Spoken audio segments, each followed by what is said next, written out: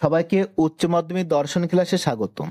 আজকে ক্লাসে আলোচনা করব 2025 সালে উচ্চ মাধ্যমিকের যে এবিটি কোশ্চেন পেপার বেরিয়েছে সেই কোশ্চেন পেপারের দর্শনের পেজ নাম্বার এসি 9 পেজের যে এসি কি কোশ্চেনগুলো আছে সেগুলো আলোচনা করব। 1. যুক্তি কাকে বলে? অনুমানের ভাষায় প্রকাশিত রূপকে যুক্তি বলে। অথবা যুক্তির বৈধতা বলতে কি বোঝো? যুক্তির বৈধতা বলতে আশ্রয় বাক্য থেকে সিদ্ধান্তের অনিবার্যভাবে নিঃসৃত হওয়াকে বোঝায়। 2. বিপরীত বিরোধিতা ও বিরুদ্ধ বিরোধিতার মধ্যে পার্থক্য করো। বিপরীত বিরোধিতা হলো দুটি সামান্য বচনের সম্পর্ক, আর বিরুদ্ধ বিরোধিতা হলো একটি সামান্য ও একটি বিশেষ বচনের মধ্যে সম্পর্ক। অথবা যদি এ বচন সত্য হয় তবে এর বিরুদ্ধ বচনের অসমবিরোধী বচনের সত্যমূল্য কি হবে? দেখো বলেছে এ বচন সত্য বলেছে, আর এ বচনের বিরুদ্ধ বচন কি? তাহলে এ বচনের বিরুদ্ধ বচন হচ্ছে ও। আবার দেখো বলেছে ও বচনের অসমবিরোধী বচন, তাহলে ও বচনের অসমবিরোধী বচন হচ্ছে ই বচন। তাহলে এ বচন যদি সত্য হয় তাহলে ই বচন হবে কি? মিথ্যা হবে। 3. অধীন বিপরীত বিরোধিতার সত্যতার নিয়মটি লেখো। দুটি অধীন বিপরীত বিরোধী বচন একই সঙ্গে মিথ্যা হতে পারে না, কিন্তু উভয় একই সঙ্গে সত্য হতে পারে। 4. ও বচনের আবর্তনের একটি উদাহরণ দাও যার আশ্রয় বাক্য সত্য এবং সিদ্ধান্ত মিথ্যা। ও বচনে আবর্তন করতে গেলে আবর্তনের ব্যাপ্যতা নিয়মটি, অর্থাৎ যে পদ আশ্রয় বাক্যে ব্যাপ্য নয় তার সিদ্ধান্তে ব্যাপ্য হতে পারবে না, লঙ্ঘিত হয়। তাই ও বচনে আবর্তন সম্ভব বা বৈধ নয়।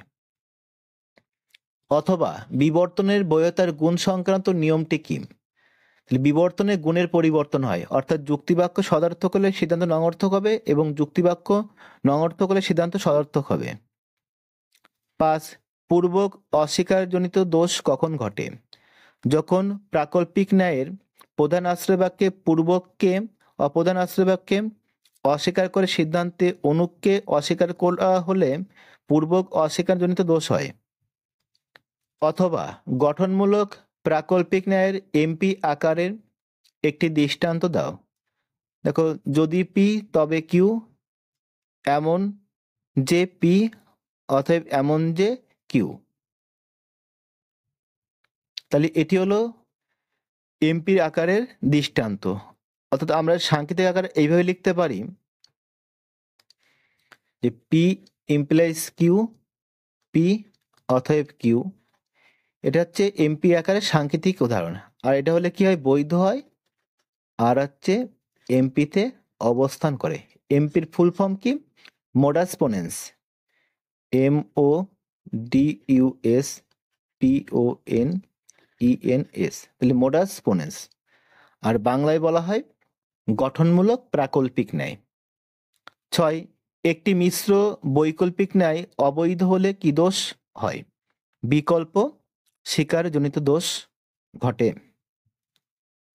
7. ভেনচিত্রে প্রকাশ করো সাংবাদিকরা উপস্থিত।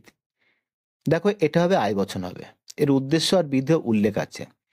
তাহলে আই বচনের বুলীয় ভাষ্য কি হবে? SP not equal to 0। তাহলে ভেনচিত্র হবে এইরকম ভাবে। ভেনচিত্র দুটো বৃত্ত হবে, একটা এস বৃত্ত আর একটা পি বৃত্ত। এটা এস, এটা পি। এখানে এস এর মতো এবার পি মতো বার। দেখো SP নট ইকুয়াল টু 0, তাহলে মাঝখানে কি হবে? চিহ্নিত করতে হবে, আর ক্রস চিহ্ন হবে। 8. অস্তিত্বমূলক তাৎপর্য কাকে বলে? কোন বচনের উদ্দেশ্যপদ দ্বারা নির্দেশিত শ্রেণীর বাস্তব সদস্য আছে সে কথা ওই বচনে ঘোষিত হওয়া হলো অস্তিত্বমূলক তাৎপর্য।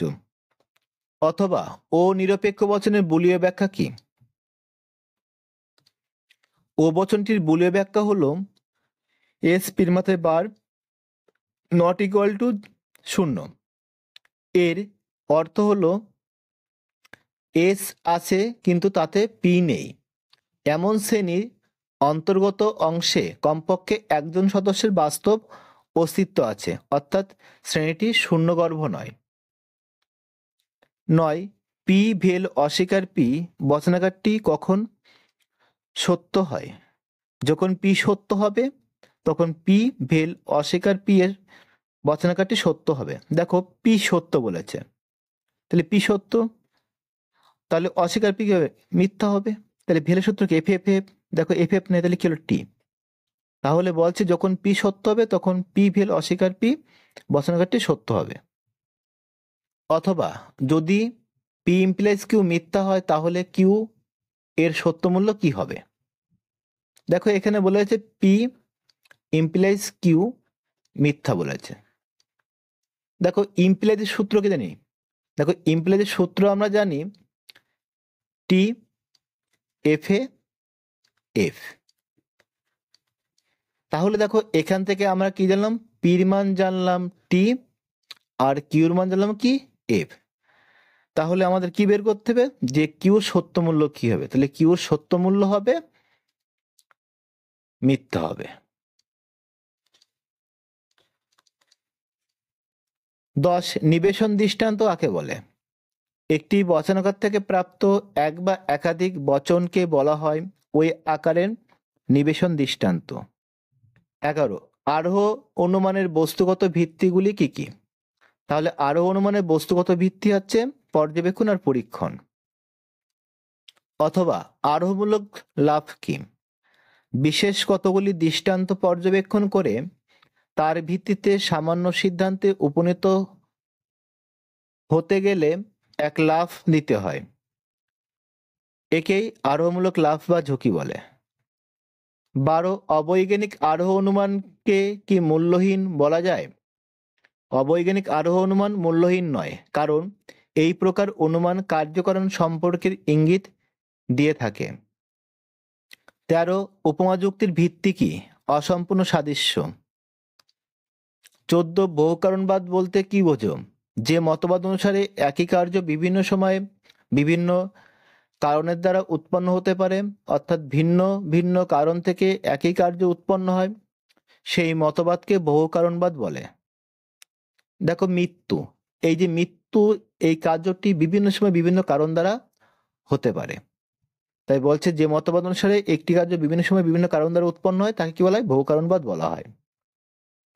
15 মিল প্রদত্ত কারণের সংজ্ঞাটি উল্লেখ করো। তর্কবিজ্ঞানে মিল কারণের লক্ষণ প্রসঙ্গে বলেছেন কারণ হলো কার্যের নিয়ত সত্যান্তরহীন অপরিবর্তনীয় পূর্ববর্তী ঘটনা। 16 পর্যাপ্ত শর্ত বলতে কি বোঝো? যে শর্তটি উপস্থিত থাকলে আলোচ্য ঘটনাটি ঘটবেই, সেই শর্তকে উক্ত ঘটনার পর্যাপ্ত শর্ত বলা হয়। অথবা বিষপান হলো মৃত্যুর কারণ, এক্ষেত্রে কারণ কথাটি কোন অর্থে ব্যবহৃত হয়েছে? পর্যাপ্ত শর্তে ব্যবহৃত হয়েছে। ক্লাসটি ভালো লাগলে লাইক করো, তোমাদের বন্ধুদের শেয়ার করো, আর যারা আমার এই চ্যানেলে নতুন তারা অবশ্যই চ্যানেলটিকে সাবস্ক্রাইব করো। আবার দেখা হবে পরের ক্লাসে। সে পর্যন্ত সবাই ভালো ও সুস্থ থেকো।